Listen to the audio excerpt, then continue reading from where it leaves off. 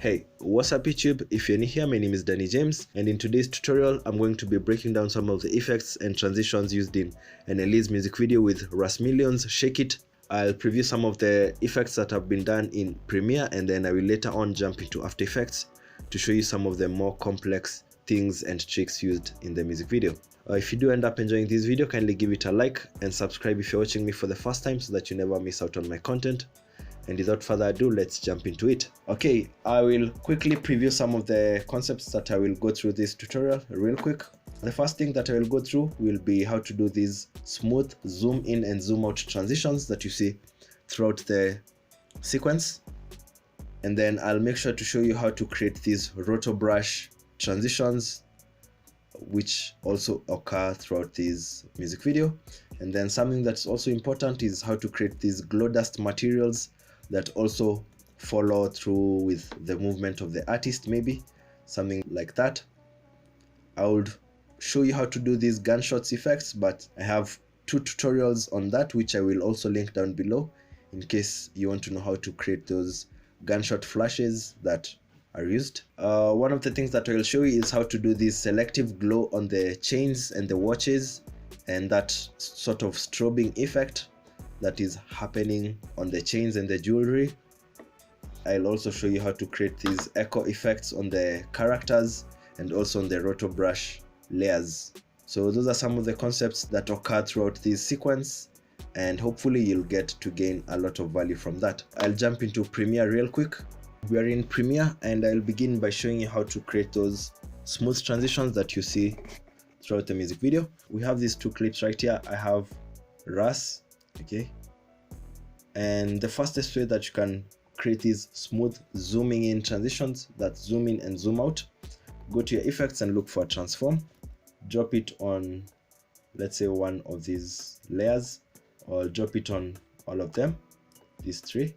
Okay, go to the effect controls, disable using the composition, shutter angle, use yours, let's put 300, and then add a keyframe for scaling, go right before the end, and then zoom up to somewhere like there, push that keyframe to the end, and then from the cut, hold shift left arrow key, so that is 5 frames. I'll drag this other keyframe right here, so it will zoom in like that. On this other clip that comes right next, do the same thing, put your own shutter angle 300, then add a keyframe for scale. This is our last result, so we can go a little bit earlier and then zoom into the clip and then push that keyframe to the end, and now we have something that looks like this, really smooth. So you can see they zoom in and zoom out like that, and you can literally do the same thing on the next clip and the next clip. Now if you want a faster route to this and also to have more options, I dropped the Danny James Smooth Transitions pack in March. Once you have those presets, just open it, go to the Danny James Smooth Transitions, and then you can use the smash in, smash out, and all these other options. So we'll put the smash out on this clip so that it goes out, and then I'll drag the smash in onto the clip that comes right after, and we should have the same thing. Yeah, that's the huge advantage of having presets, that you can quickly cycle and experiment with these ideas. I will come onto this other clip right here. Let's try this other transition, panoramic up in. We can use it to start this clip and then put the panoramic up out on this other clip that comes before. So I saw similar transitions from that music video, and those are the things that you can gain from these presets. Then something else that I also saw in the music video, there was a lot of camera shakes that were interchangeably used. I will duplicate these clips right here with Russ, and I will also remove any attributes that we've added onto them. You can add your own camera shakes by, again, using the transform effect. So search transform, drag it onto this clip that is in the middle, okay, right here. Under the effect controls, put your own shutter angle 300 maybe, then scale into it just a bit, maybe 110, 115 should be good, like that. Then go to the beginning of that clip, add a position keyframe, go 1, 2, maybe 2 frames later on, then change these parameters, go 2 frames, change these parameters, just move it around, make sure you're avoiding any black lines, 2 frames, just cycle around the clip, 2 frames. Once you have something like this, you can copy all your keyframes, maybe from the first one to this one right here. Don't copy the last one, copy those keyframes, 2 frames, then paste those keyframes right there. And now we have a continuous shake effect. Yeah, so those are some of the ways that you can add smooth transitions, shake effects onto your music videos, just as you can see in this music video. We'll now jump into After Effects. That way we can work on the more complex concepts. So I have this comp right here with NLE in it, and you can see he has the chains, he has the watch, he also has eyes on the teeth. So what I did a roto brush of the teeth only. Okay, you can separate, you can maybe do an individual one for the teeth and then do another one for maybe another part that is glowing. In this case, I took one for the teeth only, and then right beneath that I did one with the chain and the watch only. So these are roto brush of the chain and the watch. Under your roto brush, make sure to add some feathering and also shift the edge so that it's a bit more specific. Now I will re-enable everything, and right below we have the video itself with everything. On the rotoed layer with the teeth, I will isolate it, go to your effects and look for glow. I will add the universe glow. You can use the sapphire glow, it will give you the same results. I will increase the intensity just a little bit. Okay, we've just changed the intensity, and I'll make sure to display all the layers so that you can see what's really happening. Now we have a glow on the teeth only. Now we want this glow to also strobe so that it's not always glowing. So go to your effects and presets again, look for strobe, add the strobe light effect into that rotoed layer. I will also make sure the strobe light stays above the glow layer. Make sure it's operating on making the layer transparent instead of color. Now with the strobe light, how you do with it, if the duration is 0.2, put the period at 0.4. So I'll put the duration at 0.1, and then I will double the strobe period by putting it to 0.2, such that now if you play this back, it's shifting and glowing in different times. I will change some settings for the glow. I'll go under the gamma and increase it a little bit more so that it's more flashy and shiny, like that. Okay, I'll do the same thing. I will copy these settings, hold Control, click on those two effects, Control C, then I will paste them on this layer that has the chain and the watch. I'll paste those effects right there. Now we have that glow also. Now I will re-enable everything so that you can see what it looks like. Playing it back, you can see they all have the same glowing effect on the chains only. Now to randomize such that the glow on the teeth and maybe the glow on this other chain and the watch don't really align, right under the strobe light, maybe on this second layer of the chain, you can increase or change the random strobe probability so that it's more randomized. So I'll increase that value. Even if you put it up to 27 or even 30, you'll see something different. Now if we play this back, you can see the glow has been offset and they are not really uniform, and that's what the director does throughout that music video. Now I'll go on to the next one. For the glow dust effects that you see throughout the music video, the director really did a good job creating these particles that follow the movement of the artists. Maybe it's the hands, maybe it's the legs of some dancers. You can see those glow dust materials following through, and I actually think it's an overall good idea. I'll show you how to do that on these two clips right here. We have Russ and then we also have 5U. I'll start with this one. First, duplicate your clip within After Effects. I will change the label color so that we know what we are working with. I will rename this layer. Let's name it Glow Dust. Create a mask. We need to create a mask around the subject or something that can follow this, because we link this mask to a saber effect. grab your mask pen tool, maybe create an outline around 5e, create a sketch of an outline just around him, hit M so that you can see that mask, enable a keyframe for the mask path, go a few frames like that, and then try adjusting or moving these keyframes, these anchor points. You can adjust individual points by highlighting on them and moving them around like this. Yeah, you just want some anchor points that you can link to a saber, to the saber effect. I'll go later on again, move these points. Make sure to click on your mask in case you have issues with moving these anchor points. Just try to adjust them to create some movement. Now go to your effects and look for a saber. This plugin is free. I will also link it down below so that you can get it. Drag the saber onto this layer, this glow dust. Go under customizing the core, change the core type from a saber to layer masks, and now we have a saber that goes through our masks, so you can see what it looks like. Now go under the render settings, make sure that it composites to transparent layer so that you can see through the saber outline.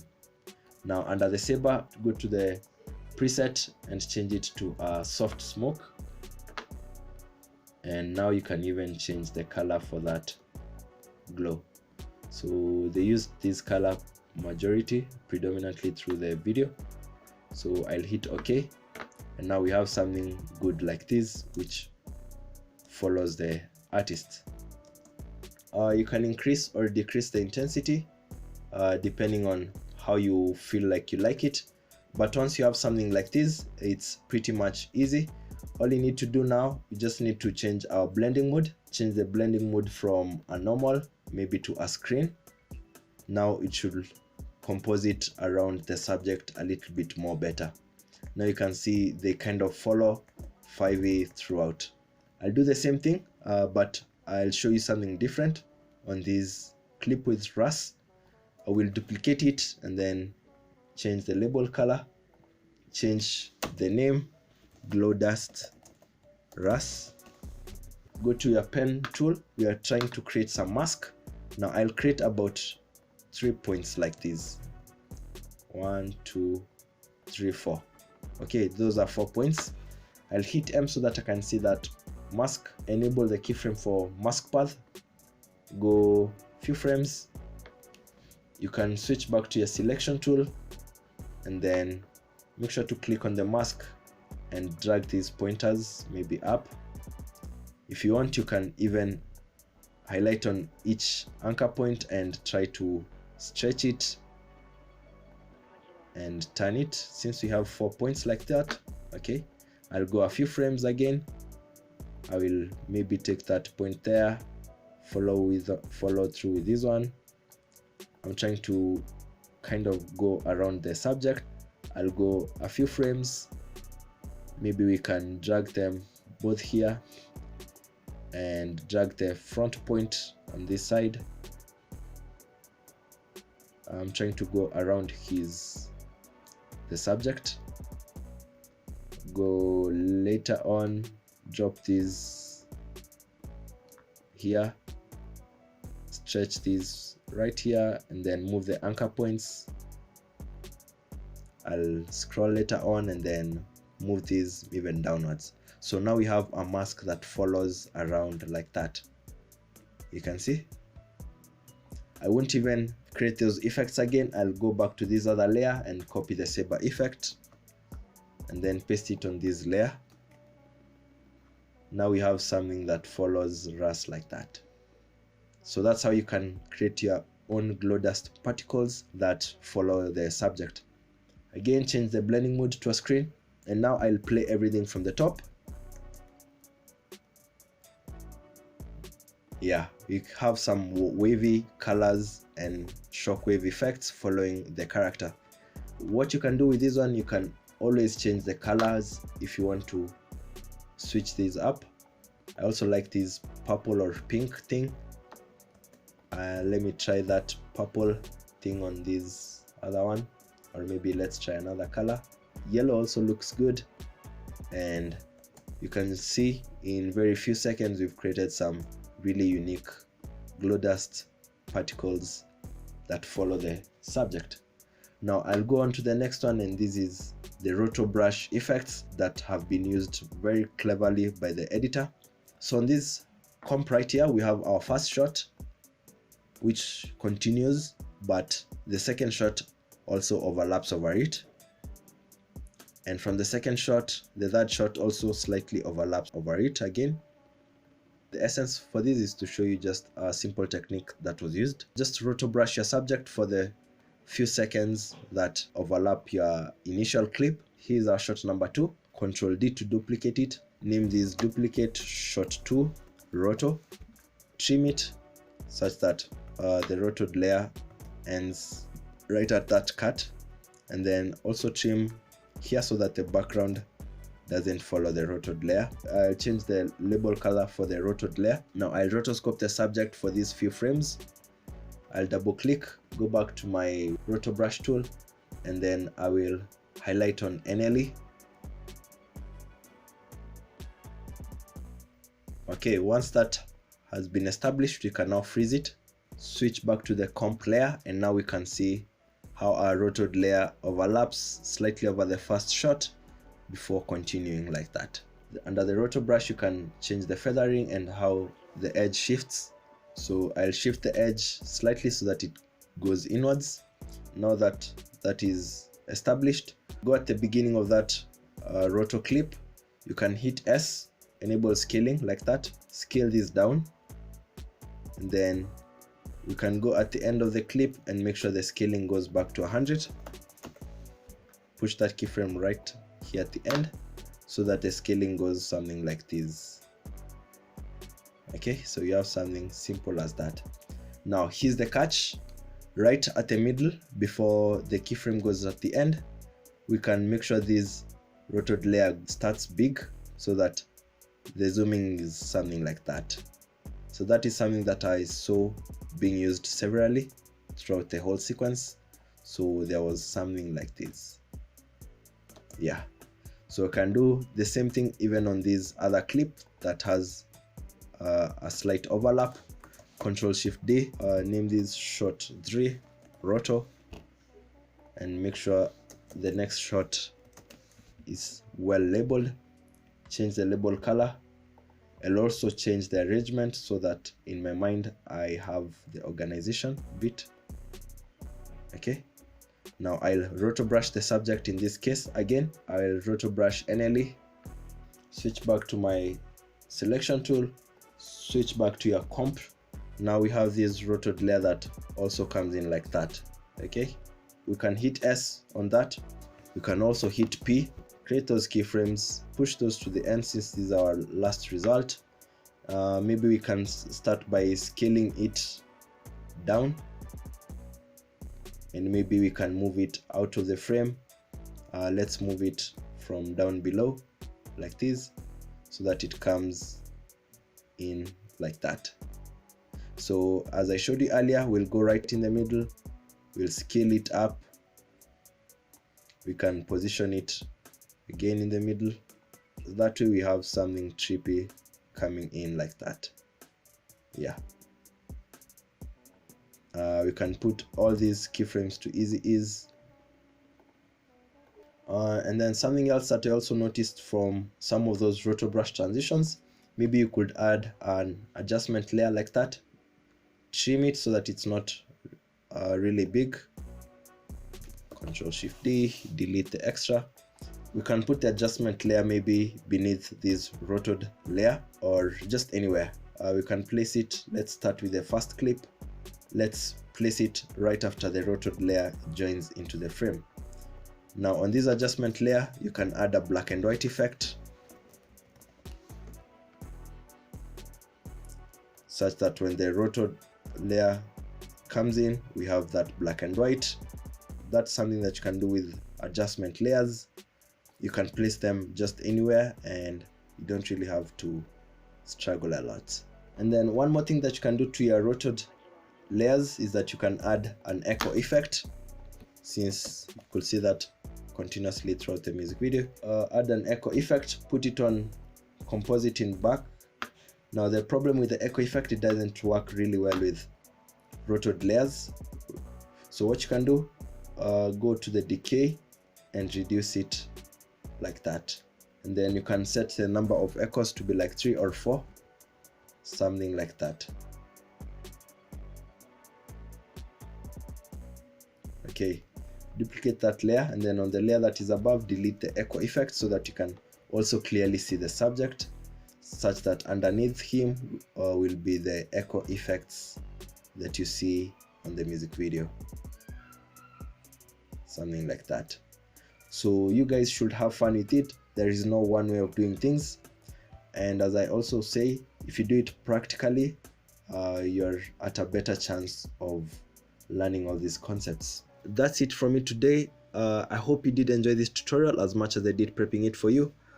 Some concepts might have been tricky, but that's why you can also loop and watch it again and again if you need to. You can also download the video using all those websites that you use. Download the video so that you have it on your hard drive. That way you'll never forget it, and hopefully you'll never forget me. My name is Danny James. Hope to see you on the next tutorial. Peace.